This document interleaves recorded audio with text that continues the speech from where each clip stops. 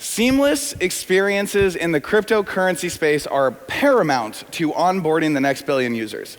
Basically what that means is it's not very good right now and we need to make it better.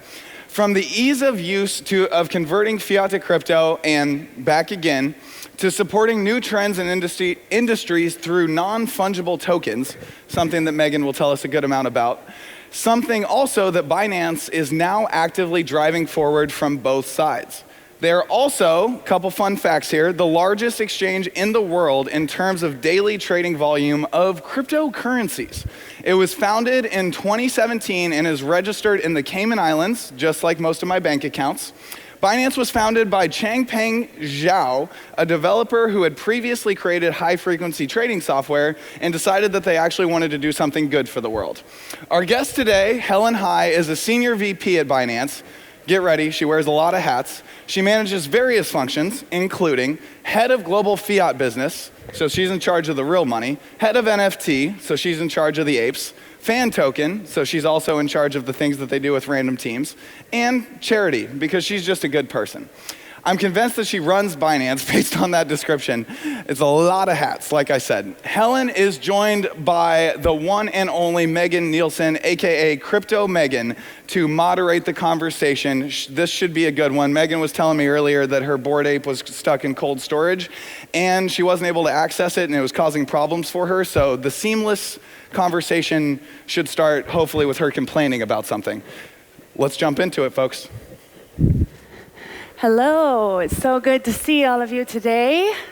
I'm very, very excited for this session. My name is Megan Nielsen. I go by Crypto Megan on social media. Also deep into the NFT and crypto sphere myself as an advocate for women in crypto and an educator.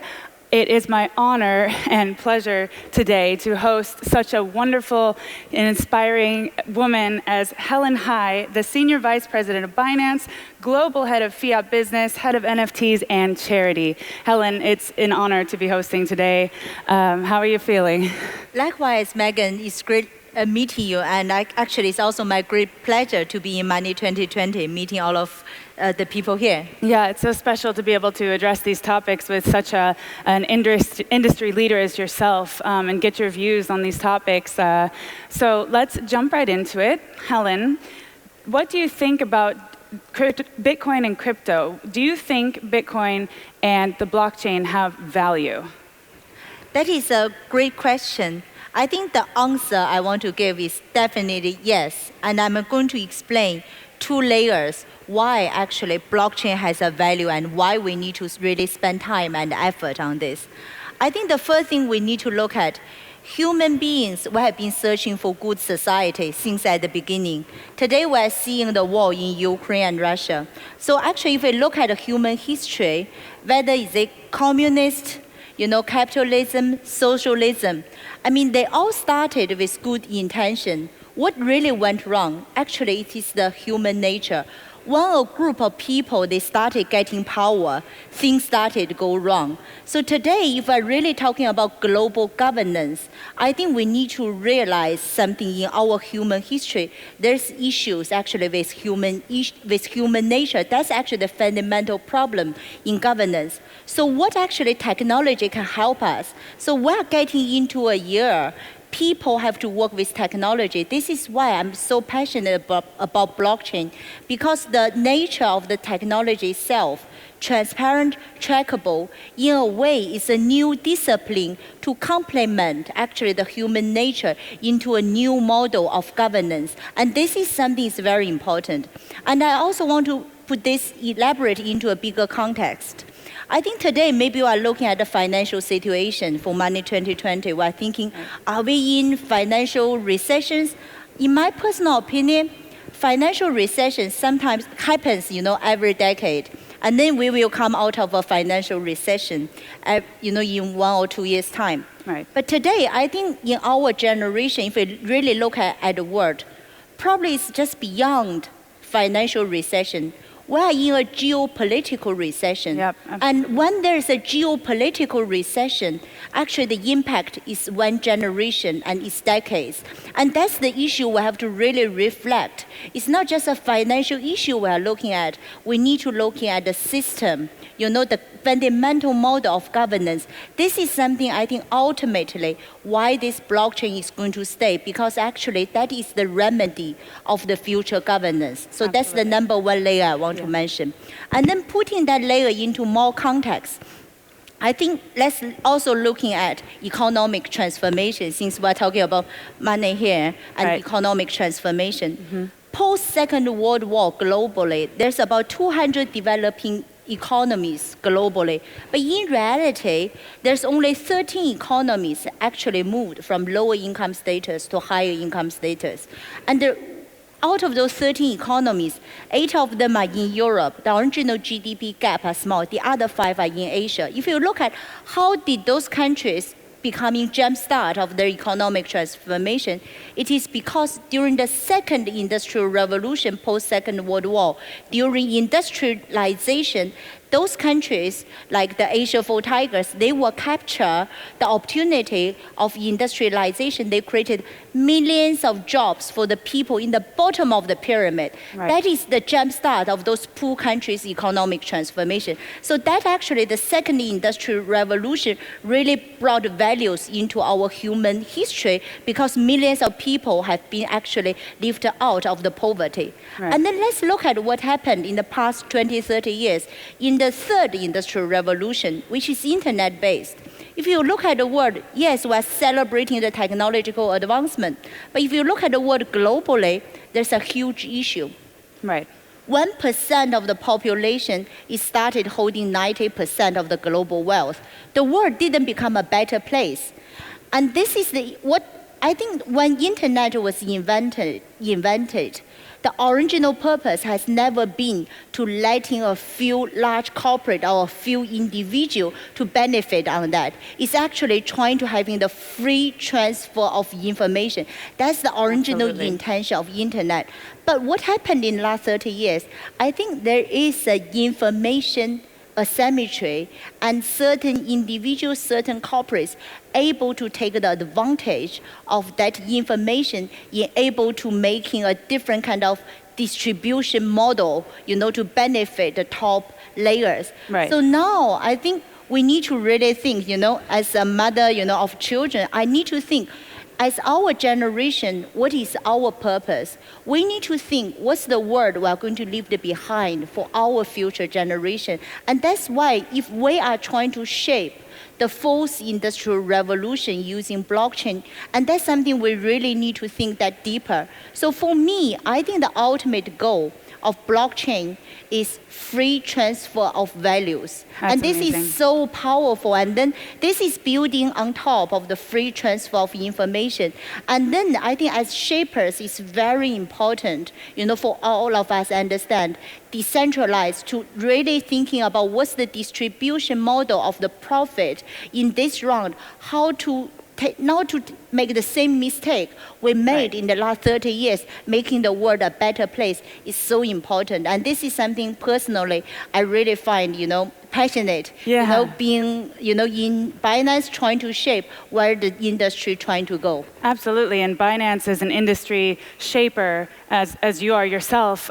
These are really important ideals to keep in mind. How can we do it better this time around? And absolutely, blockchain is the purpose, I believe, as well, is to give the power back to the people, to allow access to certain things that many people haven't had access to over these years. And this is a technology that can revolutionize our entire lives and society as we know it. So I think it's really good to step back and take a look at the bigger picture first before we delve into the next questions, which is the hottest topic of the hour right now. And I know Binance is looking into this opportunity of NFTs. So what are your thoughts on NFTs, and what do you think about the current market conditions? Great. I think I'm definitely going to address NFT, but let me build on that. Okay. I think as an industry shaper, how we see the industry evolve and what kind of role NFT is going to play. I think if we look at the industry, I give you two examples because ultimately, going back to the first question, whether a technology, whether blockchain has value, it needs to solve real-world problems. Right. And then whether today, even we're talking about NFT or blockchain, did they really solve real-world problems? I think the answer is yes. I give you two concrete examples what Binance did. 4 years ago, when I first set up the Binance charity, we look at it, what this technology can make a difference in our real life. So look at what's today in charity. Today, Megan was sitting in Amsterdam. If we want to donate 100 euros, let's say to some poor girls in Africa or Latin America, have a wild guess. How much of your 100 euros will end in the hand of this poor girl? Yeah, not much. And then, give me a number. No, I don't know, maybe 50%? 25%. Wow. And that's the current reality about the current system, because current system is a system has been existed since post-Second World War, and this is a system is full of intermediaries and full of efficiencies. Why there's only 25% of the 100 euros and into the end beneficiary? Not acceptable, right? Yes, and then this, because sometimes for some institutions, in order to donate 100,000 euros, they have to pay 200 euros for probably the big four consultancy company for the auditing fees. There's a lot of middlemen. There's a lot of inefficiency in this process. Right. So one of the first things 4 years ago we realized, in order to achieve the ultimate goal of free transfer of values for blockchain, we need to really making value. So one of the things we did, we were running project in Africa, and we empower those girls and women, the disadvantaged group people with crypto wallet 4 years ago. And then we were able to do point-to-point donation. And then we were also, for kids, we were doing the free lunch project, bringing the money we donate into the food. And then we did a calculation. Out of the 1 euro you donate, 93% of them actually turn into the value of the food on their plate. That's the other incredible. 7% are the local administration charge. And for Binance, we're the first charity, we charge 0 administration fee. That's it's amazing. not I'm saying it, everything's transparent, trackable. You don't need an auditor because you can check it all on blockchain. Right. This The is beauty the of system blockchain. change. So this is something I want to say today while we're talking about where is the big financial world going on. We should think actually how this technology can really empower people, as I said, the world we want to leave behind. But I think I spent 8 years before joining Binance in Africa. To be honest, I was able to see the highest and lowest form of human nature, working in Africa. And then this is one of the things for me, bigger thing turning into blockchain is really trying to make the system change. Because if we don't make the system change, we are going to see so many young people committing their lifetime, time into something, but actually their effort is just going to be a single water job in the ocean. Yeah, a blip on the radar. Exactly. So I think on that perspective, the charity for me is not just about giving money, it's actually building an infrastructure. Going back to history, in our human nature, we built ships trying to connect islands. We built highways trying to connect actually different cities. Today, blockchain, there need to be a new infrastructure to connect people, enable them to doing the value transfer. Today, in the existing financial system, a lot of people are just not even existed in the current financial infrastructure. So blockchain, first of all, is not just a disruption, it's actually a great complementary to the existing financial infrastructure, bringing people who are currently not existed in the financial infrastructure into the value chain. What we are doing, I'm more proud actually, is not only the 100% transparency, is we actually empower those disadvantaged people with a new ID. Absolutely. They are going to be existed in this new infrastructure. So for the ultimate goal of free transfer of values, everything has an infrastructure. It's like you build a highway for the future things you can flow on. Interoperability. Exactly. Yeah. And another example we're seeing, when we built our exchange in Africa, in Nigeria, what we're seeing diaspora, like in Europe, that using our exchange to sending monies. And I did talk to some of them why you are using our exchange to do that. One of the guys, he just said, I have 2 girls, in Africa. I'm now actually doing my job here, but I want to send money to my wife and my kids.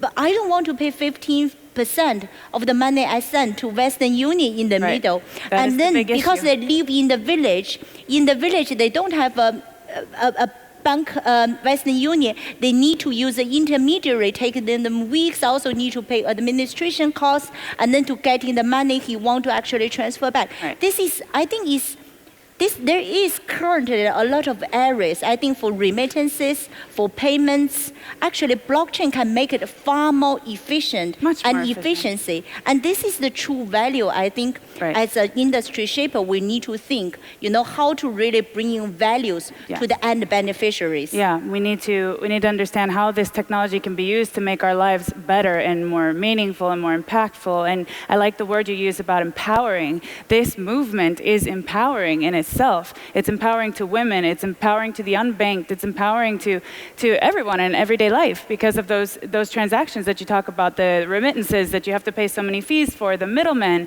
even in real estate, all of the time that it takes to go through. I mean, there's so many sectors that blockchain can improve upon our lives, and it's just we need to take that power and this responsibility and build on it, like you say, and spread awareness and education about how to go about this in a proper way. Totally. And I want to share our Binance today. I think we are still a young company, only 5 years old. And I've been with the company since the beginning. When I first joined, we actually, as a shaper, we're trying to learn more. So we built actually the exchange. We also, on day one, we started building the charity. And on my year two in Binance, actually, I built the whole fiat gateway business. Because when I look at the numbers, it's so important to look at the whole crypto penetration in the population is still so small. What is lacking is need gateways. Without a solid gateway, it's now impossible to achieve the ultimate goal of blockchain and crypto. So that's something I've built. And then I'm really glad we've been working with great partners, Visa, MasterCard, and also some of the payment companies, building a compliance, the gateway. And there are a lot of challenges, As a young company, I think we also need to improve the communication, with the regulators. But I'm really glad to share the news. In France, we're fully, registered, compliance, and then 2 weeks ago, we also got the endorsement from Italy. And we want to actually, for Binance, the cardinal principle for us has always been putting people into the center, in how to use technology to empower the people. So we realize it's very important to working also with regulators to set up the infrastructure, the right policy for the whole industry to grow. And so we're very committed, in Europe, and now we're also working with Netherlands regulators, how to push, and then being very transparent with, as a young company, as a tech company, trying to work with them to shape. And now, I think last year, I want to talk, going back to the second question on NFT. Yeah. I actually went to CZ last year. I said to him, CZ, I think we need to invest in NFT. We need to build this NFT platform. And I tell you what actually triggered me to do this. So this movement was you. That's incredible. Actually, for you me, helped spur this as a woman, and I think I see a lot of women here. I think for women, we see the world differently, not only as a financial word. We also want to see as a mother, the different depths. The different depths, and then the legacy we want to create for our children. Absolutely. So I thought about, I have my son is 4 years old. I look at him and I was thinking, what's the world going to be look like for him, in 10, 20 years? And I think with today's technology, he has to be surrounded by a lot of screens, We are in a digitized world now. Exactly. With a screen, I'm sure he's able to drive cars, he's already realizing. And with a screen, this new media, he's able to transfer values. He don't need the paper money anymore. And then why cannot he receive inspirations, through a screen? Because it's all about getting inspirations through art. Today, people go to art galleries and then getting inspirations from people all around the world. Is there a better way, actually, for the future generation using this new media as a complementary to the existing art gallery has already been existed post Second World War? Is there going to be a new form, new choice for the new generation? And this is something I thought about NFT.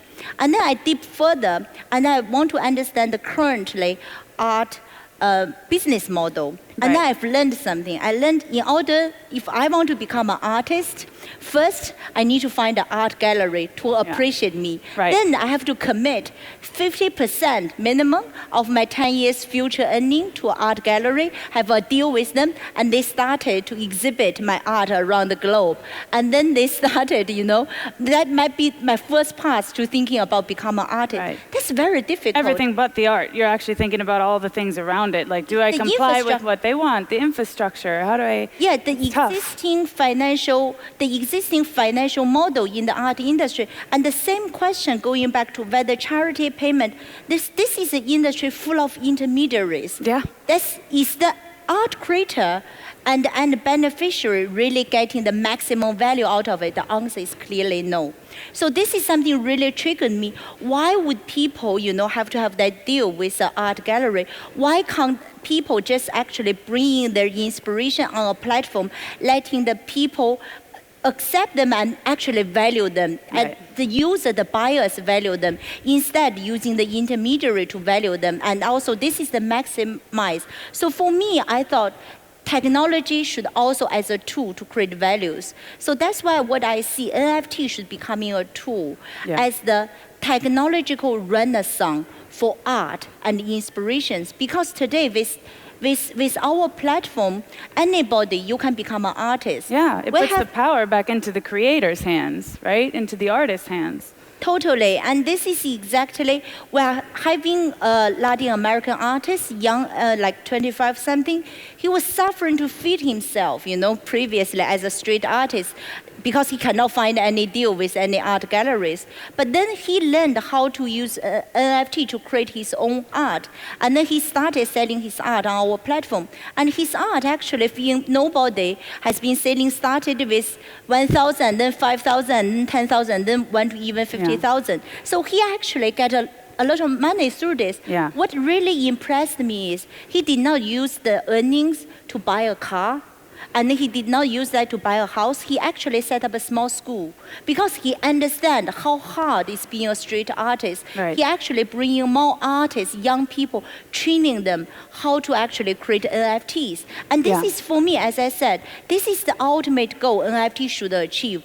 Technological renaissance for inspiration for art. That's actually why we can make the technology more powerful, making the end beneficiary reduce their entry barriers, Yes, getting the rid barrier of. to entry. That's what it is, and it's the barrier to entry in crypto, in NFTs, and art, and everything. It's all very difficult, and so these intermediaries that are involved in every sector of the world, pretty much, we're going to be able to bypass that in a more effective, efficient way that gives that power back to the artist. So I really like what you're saying about the tools to empower them, and the whole point of the NFTs is that this is a story that's much bigger than a $600,000 cat gif or a $3 million tweet, as you guys have seen all in the news and everywhere. This is a story about human psychology, and the way that we are valuing things over time has shifted because of technology, and that technology allowing us to transfer, the free transfer value, as you say, is changing everything. So it's really incredible to have the talk. And now that we have a few minutes left, where do you see the future of this industry headed? Sure. I think we need to be realistic because there's always the problem, the FOMO, the fear of missing out. Oh, yeah, that's And big, today, yeah. a lot of people saying, hey, NFT, I have to buy something. I think that's completely wrong. What I'm trying to say, the technology has a value. It's very important to understand the value. But then not everything on the platform today will have a value. This is like when stock, being created. If we looking at, many years back, how many stocks today still have values. Yeah. So this is actually, when it comes down to investment, it's really a personal judge. You need to looking at the things on the platform. So for me, I think today what is most important is actually knowledge. As what I mentioned, That's the key. in the third industrial revolution, the issue is people taking the advantage of information they were able to build things. So today, I would really encourage, and And that's something on behalf of Binance and even on the charity, we are so passionate that we think we're still in the age technology looking for application.